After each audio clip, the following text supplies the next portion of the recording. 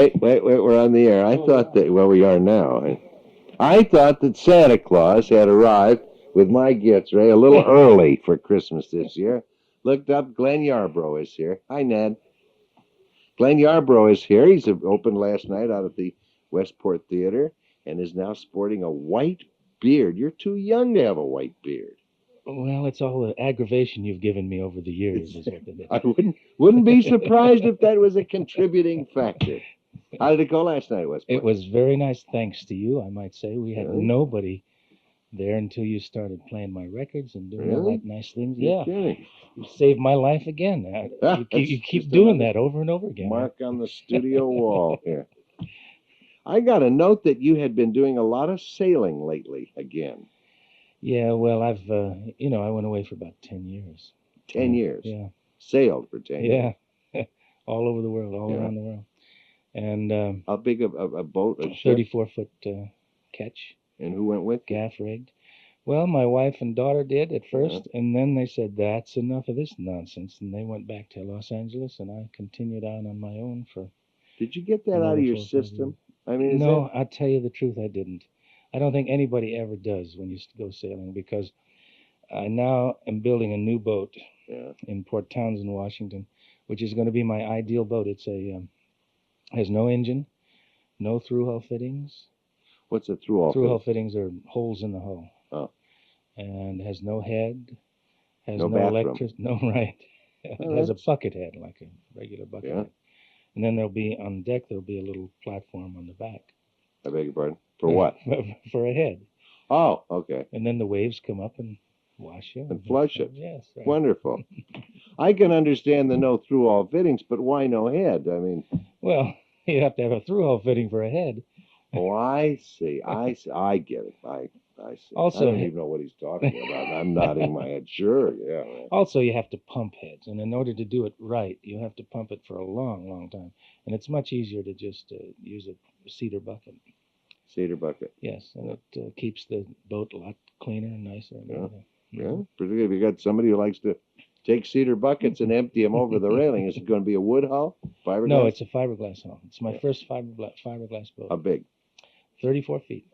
You're staying with 34 feet? 34, in my opinion, is the best ocean-going length. To handle alone? Yeah, to handle alone, and also to handle the seas. You know, when you get into bigger lengths, you sometimes get hung up between the seas and the waves in the trough of the seas, and you can break the back of your boat that way. But a 34-foot boat will ride up one side and down the other, and you're not in as much danger. Seems to me on one of those early cruises you had an appendectomy and the radio didn't work. Was your dad with you? That was a long time. You remember that? Oh, I remember stuff like this. That was my first long-distance cruise, and everything went wrong. First of all, I had my father with me, which was a very bad mistake, right?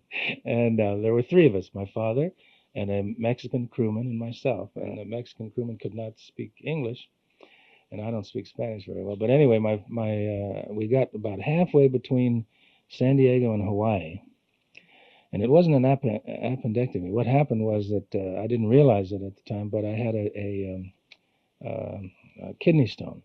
Oh. And it acted up right in the middle of the trip, and I must say that it was the worst pain I'd ever endured in my life. I think anybody who's had a kidney stones believes the same thing. Well, that's not the place to have one in the middle of the Pacific. No, it certainly isn't. I was in my bunk, and I take pain pretty well, but I was just in agony, and my father's only concern was that I was the only one that knew how to navigate. Yeah. The crewman couldn't navigate either. No. So he was on the radio. He wanted to make a mayday on the radio, and I tried to talk him out of that. Anyway, eventually I passed the stone, and I was amazed, that wow. Immediately I was well. So it wasn't that bad. Didn't the radio go out in the meantime, though? Oh, the radio didn't work at all. That's why I decided to not. This is, electricity and salt water simply does not mix. No. There's no sense in even having that stuff. Silly to have things like a radio or a head when you're going sailing. That's right. Just lash a few trees together and make a raft and just go out there. do your business over the rail and the heck with it, right? Downwind, lady, downwind. Well, that's neat that you're still doing it. You know, I never told you this, but that first trip where you had the kidney stone and almost killed everybody on board the ship, and, you know, that thing could still be sailing out there with your 3 remains on it. Kind of a. That's right. The man, what was that ship? Years ago, the ghost ship that continued to sail on and on and on. Well, you know, there's amazing things you find in the middle of the ocean. One time I was sailing along and I saw this, what looked like a water spout, you know, and you have to kind of keep clear of those because they're dangerous. But it didn't move, and I knew water spouts are always moving. So I went over to investigate, and it was a burning fish boat. And the boat was completely on fire. And I thought maybe somebody was still aboard, and I tried to get close to it, but it was much too hot. So then I thought, well, they got off in a life raft, and I kept circling and wider circles. And I finally came upon a life raft, and I went over to it, and apparently the Coast Guard had taken them off in a helicopter. But it was a man and wife fishing team, and the lady had left aboard the life raft. She had left what she had taken off the boat, which was her knitting and her makeup. And that was it. That was it. Yeah. She was knitting her husband one of those big wool sweaters, and I found out who they were and sent that back to her. Okay, well, where was that? That was off the Oregon coast, about a couple of 100 miles off the Oregon coast. Well, I always thought that sailing would be neat, and I remember that trip. I remember how RCA, you were recording for RCA, and they supplied all the radio equipment for your boat, none of which ever worked. I think they were trying to tell you something. You know, you had a long contract with those people. But I thought, isn't that great? Glenn is going to be sailing around the world and someday, and I think that'd be the kind of stuff I like. Then I heard this long story about him laying in his bunk for days on end, screaming in pain out of his mind, and the boat's going around in circles because nobody knew how to. And you know, that was the beginning and the end of my sailing career. That absolutely discouraged me. That's why I remember it so vividly. Absolutely. But that's a very rare case. Sailing is a wonderful way. You know, I think the reason I sail so much is because I really am I need freedom. You know, we live in the freest country in the world, but still, you're not free here. And when you get out on the ocean, you are completely your own person. Nobody is telling you any regulations or giving you any trouble. And I've often noticed that after long periods at sea, like 2 or 3 weeks on a trip across an ocean, when I see land for the first time, usually people get all excited when they see land. I get a terrible depression. I think if it were my choice, I could just sail around the ocean. You and your little cedar bucket, spending years and years at sea. Yeah, you really could. I could. Yeah. Yeah, but it's tough to make a living, Glenn. You don't have to at sea. Well, you got to buy the boat, and you got to equip the boat, and you got to have food. Do you know what it costs once you have the boat? Yeah. Do you know what it costs to live on a boat? Almost nothing. I lived for almost a year without spending any money. I lived on an uninhabited island. What did you eat? I ate the shellfish and the fish out of the sea. And by yourself? You were on an uninhabited? Caught water off the awning and put it in my tanks, and had a few freeze-dried vegetables. That's about it. But you can live on about $3,000 or $4,000 a month. I mean, a year. $3,000 or $4,000 a month if you're careful. Oh, that's nice. He's got it down to where $1,000 a week will keep you in dried vegetables. What do you have, an elephant in the hold? Well, who was on the uninhabited island with you? But not by yourself. Well, I was for a while, and then a good friend of mine came along who. Well, that's a story in itself. You really want to hear all Where's the island? The island, strangely enough, it's in the Bahamas, which is one of the closest islands to the United States, and there's a lot of traffic, but there are many, many uninhabited islands in the Bahamas. That's why so many people get killed. They use those uninhabited islands for drug drops, and if some boater is there messing up their life, they just kill them. Put them away. Yeah. You know what? We fell in love with Grand Cayman. Oh, yeah, that's beautiful. Oh, that's lovely. Grand Cayman's nice. Yeah. Oh, you're depositing your money there nowadays. I haven't got any money. That's what I want to talk to you about. What happened to the guy who recruited the all-girl crew? Remember him? He lost his life.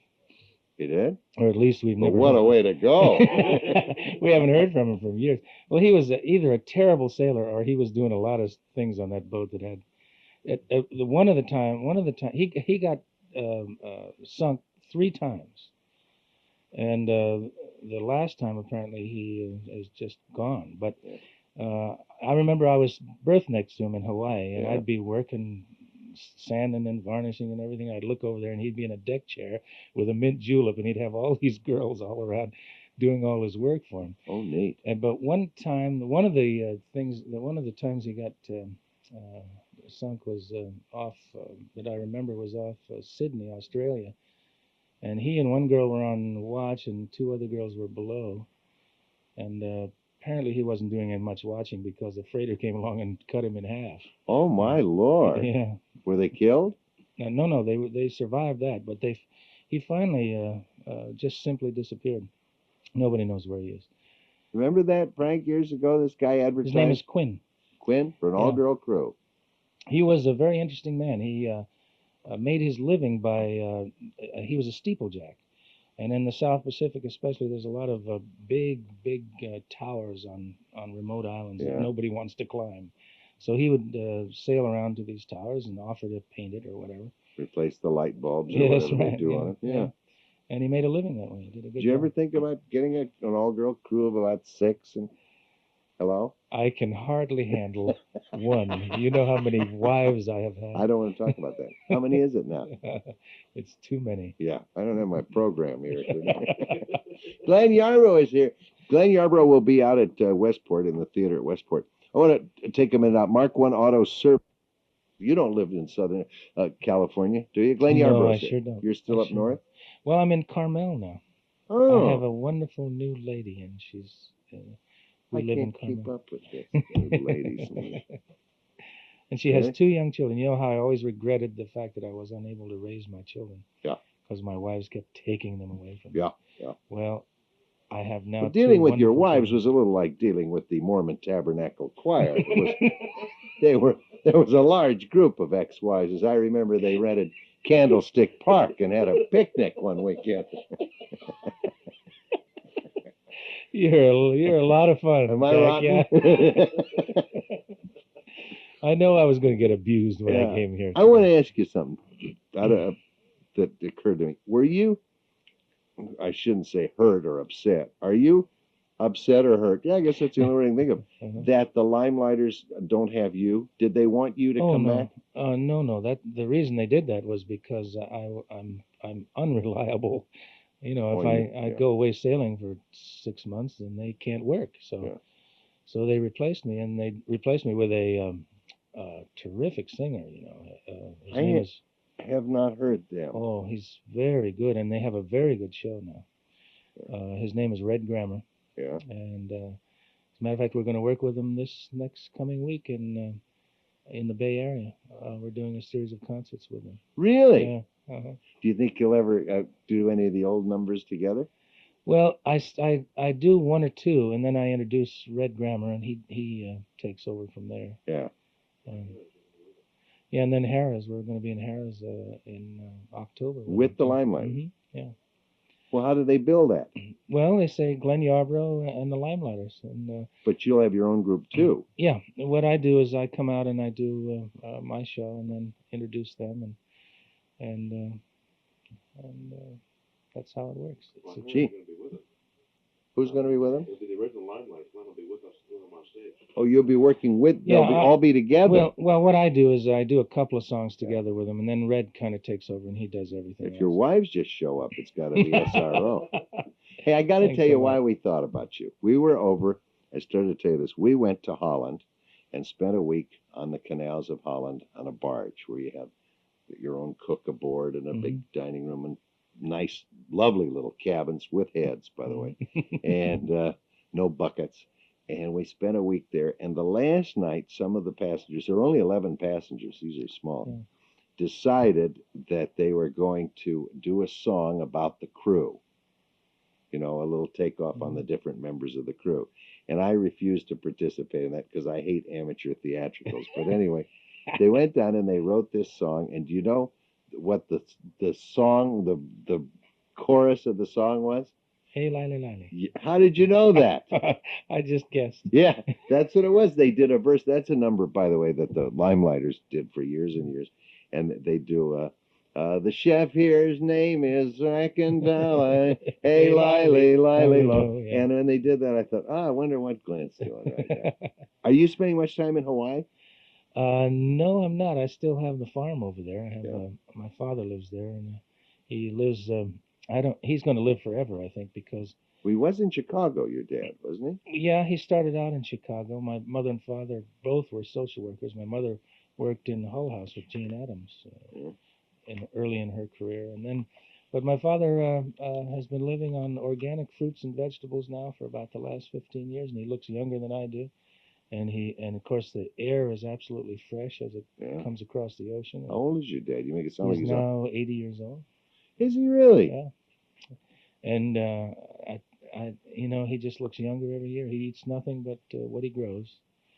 And we have macadamia nut trees and plum orchards and my mother's, I don't know how old she is, but she's been on organically grown gin for a number of years, and she looks better all the time, and her disposition's good too. Well, she's got my father beat there. I told her, watch the damn olives. That's what'll kill you every time.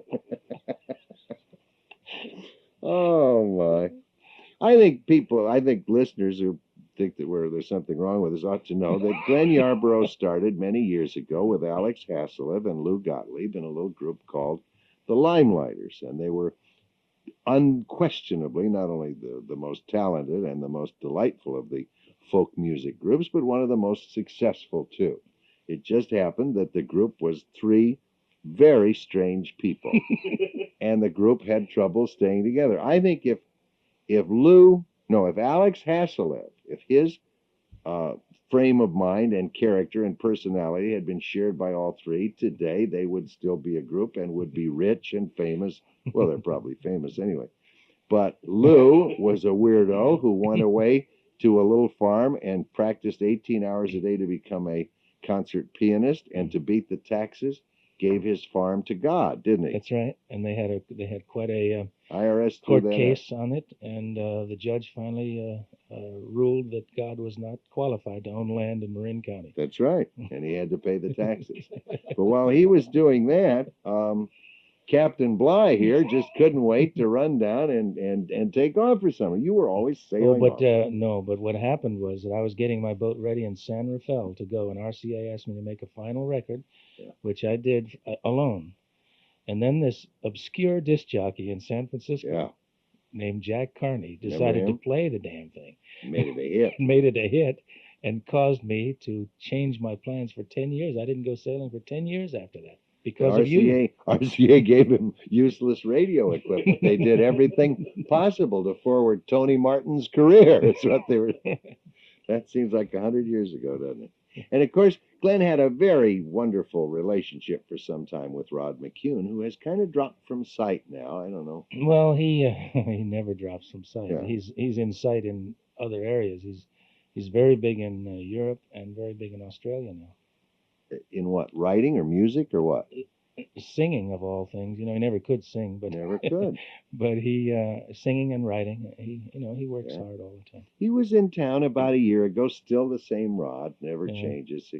They said, Rod, I went to the Emmys with him one year, the Grammys, and between walking in the front door and sitting on the table, he made 7 deals. He was one of those.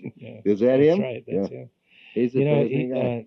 You did something very courageous in those days. When I did that Lonely Things album, all Rod McCune material, and it was dying on the vine because everybody thought it was such a strange album and nobody was interested in it. And then you started playing Stanton Street. Do you remember that? I played it here the other day. Yeah. And you played it, and then there was all kinds of trouble in the city over it, and you continued to play it in spite of everybody's objection, and made it a big hit. Was the objection because it had to do with 2 men rather than a man or a woman? I don't remember. No. The objection was because that later came out. Yes, that's right. But there were some suggestive lyrics that are not suggestive now, but in those days were. I know every curvature of your body that's kind right, of thing. that's Yeah. right. So, in those days, that was not the kind of thing that went over the airwaves. I have to tell you a quick funny story. Told you we went to Holland, came back by plane, got on the plane in, I don't know where we got on London. I get so sick on those things. Anyway, got on the plane and a guy comes walking down the aisle, looked familiar, and I looked at him and he looked at me and I said, Jim Lang? And he said, Oh, really? Jack Carney, we're on the same plane coming back. He was on with, I guess, his wife. This is not the same wife, and his boy, who's very good looking. Jim Lang, who you might know from the dating game, worked at the same radio station that I worked at back in the days when Glen Yarbrough used to try and give us boat rides to get his records played. Other artists brought money and gifts. He'd say, you guys want to take a ride in a boat? And we'd say, shove off, Tubby. We're waiting for the heavy hitters.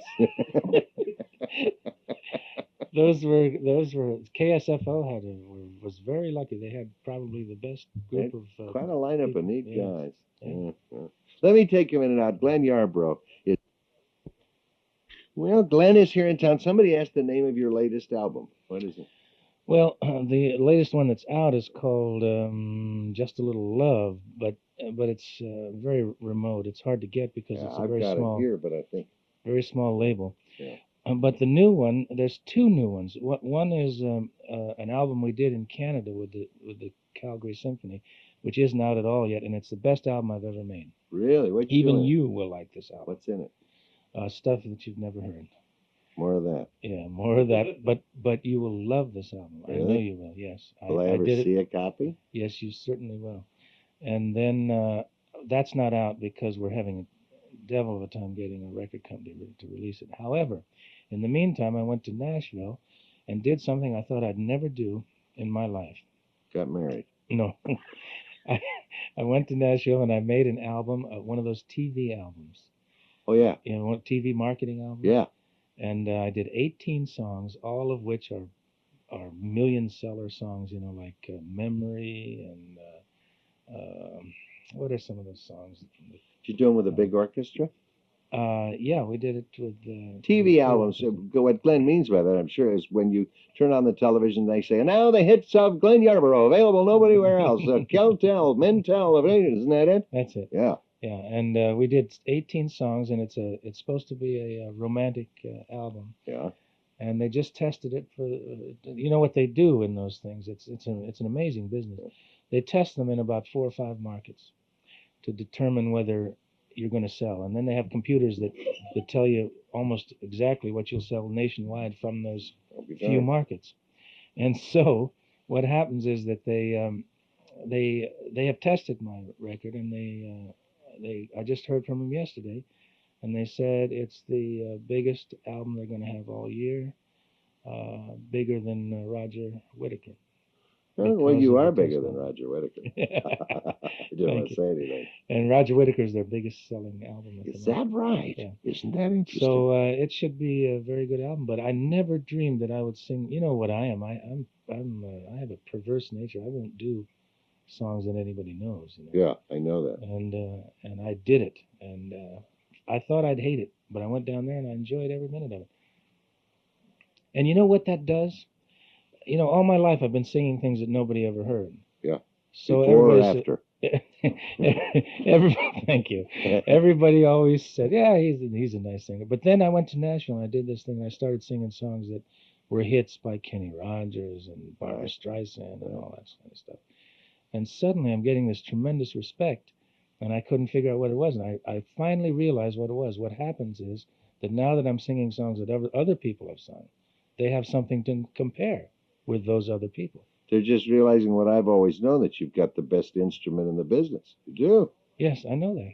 I mean, in all modesty, I don't want you to be falsely modest. You do. No, you've got the best voice in the business. And also, I was just born with it. I can't. You didn't do anything to deserve it. That's for sure.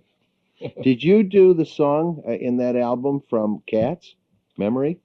Yes. And I got to tell you, it's the best version ever been done on that song. In all modesty. Yes. Well, I'll tell you this. We saw the show in New York, and the girl who does the song in the show is so far superior to Streisand's doing it. Yes, right. That Streisand shouldn't even have recorded it. That's I'm right. dying to hear you're recording That's right. You will, of course, mine is a little more commercial. In the show, it's a little, it's part of the show, and it's not. Yeah. Hasn't got the You haven't had a commercial chance to see the show, have you? No, I haven't. It's the most exciting theater you've ever Is seen, that right? and you will absolutely lose your mind. It's so good. Well, I've been looking forward to seeing it. My daughter and I are going to go to New York at Christmas time. You gotta see it. Incidentally, I'll tell you an obscure Glen Yarbrough recording that I get requests for every year, which might be a tip-off. Simple Gifts. Oh, my How long since you've goodness. done that little song? That was done as a demo. It was one of those you know how Rod McEwen is. He'll make something out of anything. And we used to do demo records when I owned the publishing company. Do you remember Simple Gifts? Sure I do. And I did that as a demo. And then he went and put it out. Yeah. It wasn't supposed to be released. Well, it wasn't. No, it was just a demo. Swindled again by the McEwen machine, eh? That's right. That's a great song for you. Yes, it's a it little is. Christmas. Do a little. You remember it, really? I can't remember to do it. I can't remember it either, how it goes now. It's been so long ago, but I But know. you ought to look that song up again, because I still play it every Christmas, and people request it every Christmas. Yeah. I've been thinking of making a Christmas album someday. Well, do consider that song. That's a super song for it. Another song that we get requests for an awful lot that's no longer, hasn't been available for 20 years. What's the group that John Denver headed before he went on his own? Yeah, Chad Mitchell. Chad Mitchell did a thing called, remember the thing with the funny little sounds? The Toy. Do you remember a song called The Toy? No. Chad Mitchell did that, and that's an old Christmas song. An old recording that we play at Christmas and always get calls on. So good things have a tendency not to, to last, I think. Yeah, in the old days, I never thought of this business as, I always thought of it as a quick way of making a buck. Yeah. And as I get older, and as I go around the world and see other societies, I've begun to realize that for instance, when you're sailing, you got to go. You're out of 30 time. seconds. I can't tell you this this is a great story. Did it have a bucket in it anywhere?